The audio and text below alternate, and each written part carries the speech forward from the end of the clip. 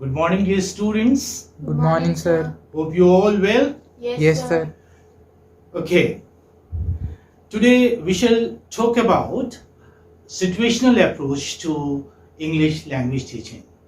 Okay, what are we talking about? What are we discussing today? Situational approach. Well, have you ever heard this term, situational approach? Have you heard about this approach earlier? No, sir. No, sir.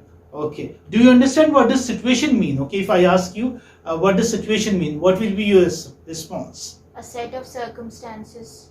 A set of circumstances. Good. Yeah. So you can imagine that in this approach, a set of circumstances are created while teaching the English language, or you may say situations are created while teaching the English language. Okay. All these approaches that we are doing, we are in fact, trying to see how English language is taught through these approaches and methods, right? So, developed by British applied linguists in the 1930s, the situational approach has survived hitherto, along with later approaches and methodologies such as audio-lingual method, which you did earlier, say communicative language teaching, total physical response, the silent way, the natural way, suggestopedia, etc. So many approaches. They are followed, but this approach has survived even along with these approaches. Although this was initiated, or say, like it was introduced by the British applied linguists in the 1930s. Some linguists say that it had its rule between 1930 to 1960. I find this 1930. If you say that something started in 1930 and it went on till 1960, I don't know. I find this thing very weird, because this is an approach. This is a method of teaching. A method of teaching doesn't die abruptly. It wasn't a dynasty. They say, it had its rule. As though it was some kind of dynasty. No, it was. As far as I'm concerned, although I teach at the PG level, yet I follow it whenever I feel need of this approach. So, I don't know. I don't find it justified saying that this approach was there between 1930 to 1960. You can't assign a period to it. It was not a reign. It was not a kingdom. Do you understand this? Yes. Yes, sir. Okay. I think you have heard the name. We have been using Hornby. Have you heard the name of A.S. Hornby? Yes, Yes. sir. Yes. Okay. A.S. Hornby, however, used the term situational approach to English language teaching in 1950. Okay, 1950. You may say that it was popular, very popular during that time, in 1950s or 60s. Okay, or say about 50 years ago. But you cannot say that this approach is not followed at all. No, this cannot be said about even grammar translation method. Although this is the classical method, the most ancient method, I would say, yet we still follow it. So these approaches and methods do not die. Okay, they survive. You can say that they become less popular. Why? Because new approaches or new methods take over in the modified form. And what are the new approaches or new methods? They are in fact the modified forms of the previous methods. Is it not? Like you have inventions. For example, earlier you had very big computer, then now you have a modified version of the computer. Now you have laptops. Same thing can be said about television also. You do not have that broad, bulky, heavy, cumbersome television sets. Now you have very thin, sleek LED.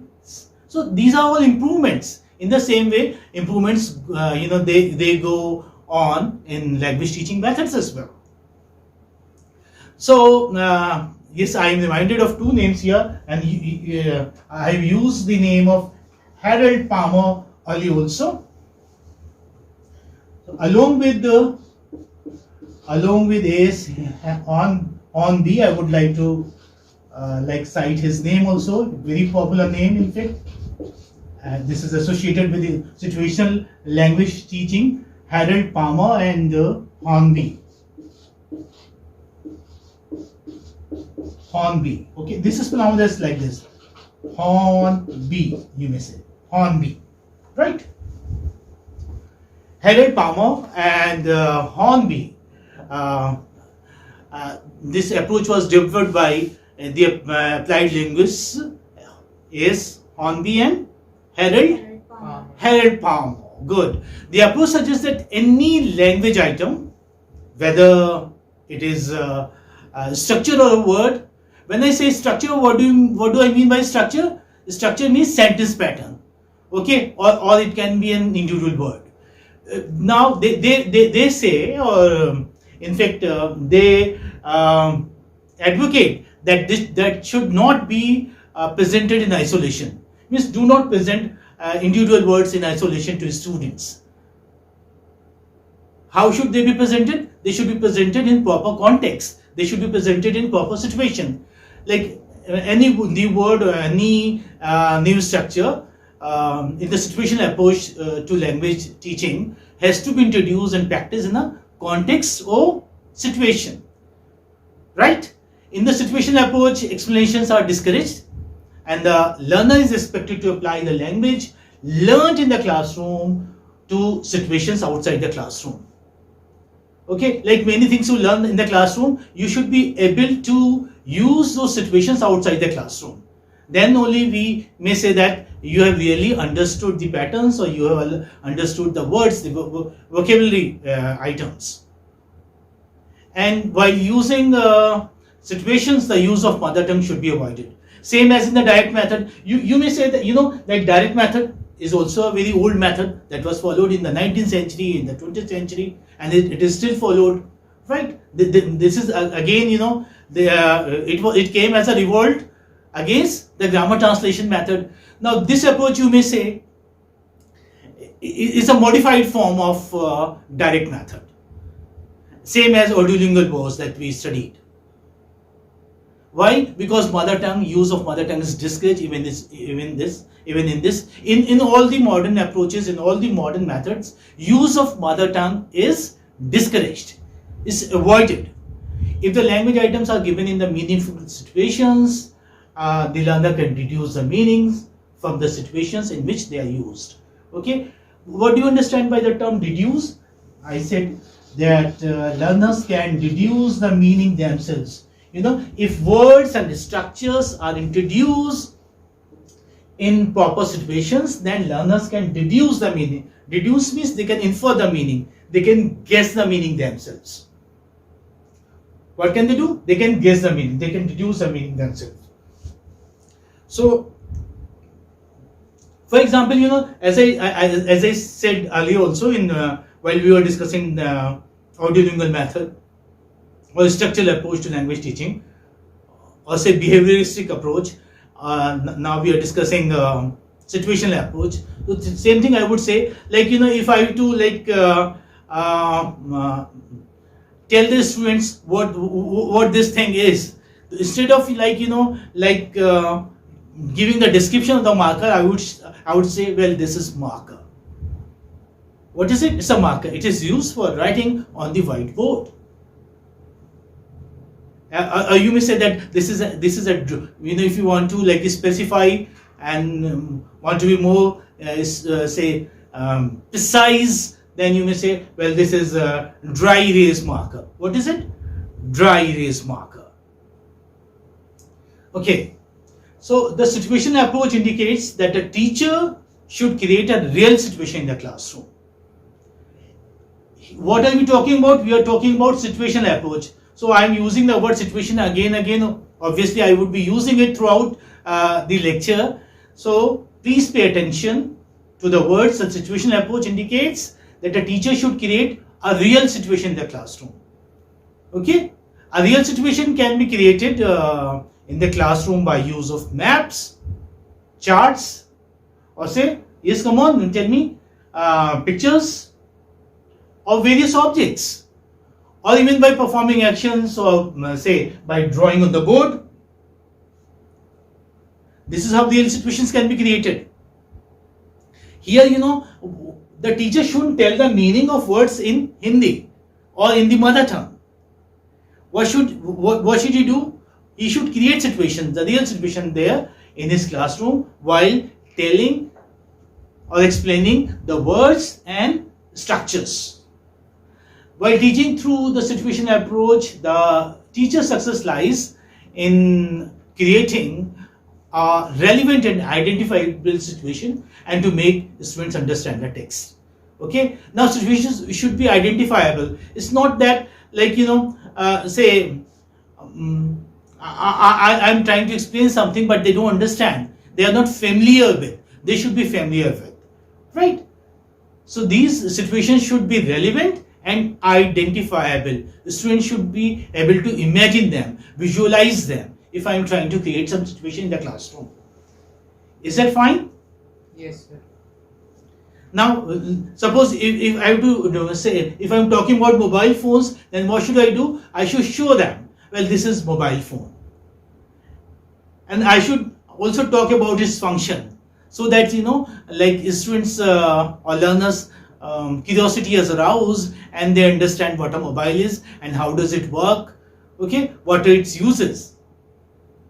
And if I'm teaching at a, say, advanced level, then I can even discuss that mobile phones are boon as well as a bane. We can have a debate also there in the classroom, right? So this is how situations are created. You can have debate, you can have skates and all. You can have group discussions, you can have spin a yarn. Different activities can be held in the classroom to make the students understand. What I'm trying to say that as far as these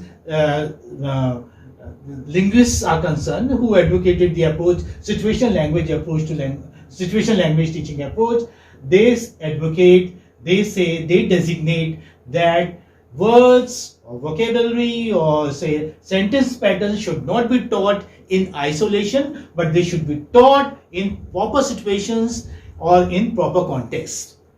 And what a teacher has to be? A teacher has to be imaginative. He has to be creative in order to create situations, real situations in the classroom. I hope it's clear to you. Yes, sir. By now I think you must be able to understand that what situational language teaching is, what is it all about. Okay, although we'll be discussing more, but I just want to know whether you have understood the word situation. Yes, sir. What does it mean here in this context? That the teacher has to build some situations or circumstances to make the students understand a thing. Very nice. Yeah, that's what that means. You understood. Well, now we can talk about aims of situational language teaching, because any approach or any method when comes into surface, okay, when it is introduced, then there is some aim, some intention, some target behind the approach or behind the method. So even situational language approach has some aims, like the aims of situational language teaching involve accurate use of vocabulary. Okay, what's the aim? Tell me. Accurate use of vocabulary items and grammar rules, okay, in order to achieve a practical mastery of the 4 basic skills. What is the intention? What's the target? What's the aim? To achieve a practical mastery of the 4 basic skills. What are the 4 basic skills? LSRW. Okay, what are they? Listening, speaking, reading and writing. Listening, speaking, reading and writing. Okay, so the aim is to improve the 4 basic skills. And how can they be and what does the teaching involve? Situational language teaching, it involves accurate use of, yes, come on, Vocabulary items. vocabulary items, yes, and what else? Grammar rules. Grammar rules. Very good, very good. That's what. So keep saying, so that I know that you understood or not. Otherwise, like if you do not respond, I would think that you have not understood. I would be repeating it. Although I repeat in order to make things understand. Now you must have seen, I don't use the mother tongue. I do not use the language one. Why? Because I want you to understand in the target language itself. Yes. So yes, like vocabulary items, or say grammar rules. They should be taught in suitable and realistic situations. Okay, they should be taught in suitable and realistic situation. Yes, what should be taught in suitable and realistic situations? Come on. Vocabulary items and grammar rules. Vocabulary items and grammar rules. Very nice. It is so because neither translation nor mechanical drills can help if they are not connected to practical life. Like you have to associate things, whatever you are teaching there in the classroom, to practical life, right? So that they retain it, so that they retain it lifelong, so that they do not forget it. The teacher should choose appropriate teaching situations to not only stimulate students' interest in learning of English vocabulary and sentence patterns, but also to achieve the purpose of teaching. Okay, means whatever you teaching, there is a purpose of your teaching, so both things should be attained. And what is the purpose of teaching the language? Learners must be able to speak with accurate pronunciation and to use language with proper syntax or grammar. Very good, very good, very good, very nice, very nice. Yeah, the ultimate aim, as she said, is to be able to respond quickly and accurately in speech situations with an automatic control of basic structures and sentence patterns. The situational environment should be presented in such a way that even the slowest learner gets involved in what the teacher or other learners do and say in the classroom. Like, it's not that, like 2 or 3 students or learners in the classroom do not understand. You have to involve them as well. Okay? So you might have a heterogeneous mixture there in your classroom, but everybody should be involved in learning. Like you cannot like focus only on the bright students. Sometimes it happens, some teachers, they just focus on the bright students. They're all the time like connected with the bright students, and they just overlook the weaker ones. That shouldn't be done.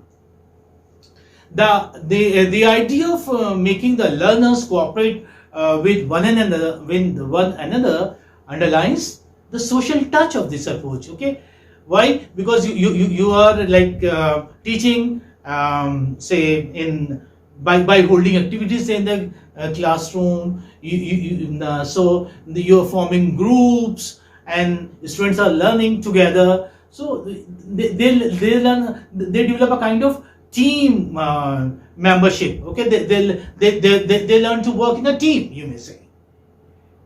Okay, so they develop a social touch, and that's very important. This social touch makes us better human beings also. Being a teacher, I talk about human values and all. Okay, that's very natural. Anyway, the situational approach suggests that the English as a second language should be taught by forming links between the new words and the real situation. By forming links between the new words and the real situation. You should not teach the new words in isolation. Okay? What is required? Establish a link, establish a bond. The way a child does while learning his mother tongue. Is it not? Like, a child doesn't learn a thing by repeating it over and over again. No. He learns a thing, he acquires vocabulary. A child acquires vocabulary, I mean, in real situations. In this respect, Halliday again is a very popular name. Okay, Halliday. Okay, remember the names I'm writing, because you should be familiar with these names: Halliday, Harold Palmer, Hornby, and all. So Halliday remarks that when we acquire our primary language, when we acquire our mother tongue, we do so by learning how to behave in situations, in real situations, not by learning rules about what to say. Okay, when a child picks up the language, his mother tongue, L1, the primary language, he is not learning it through rules. Okay, he doesn't follow any rules. He's just picking up the words, okay, sentences, structures in real situations. Now just just take yourself back to your childhood. Like you must have used walkers, prams, and all in your childhood. Now how did you pick up the word walker? Because you saw the walker, the actual walker. Like your mother must have said, like, okay, sit on the walker, bring the walker, now place the walker in the corner. So this is how you picked up the word, that the corner is that portion of the room, and sitting is this posture, and pulling is this posture, pushing is that posture. This is how, like, pram.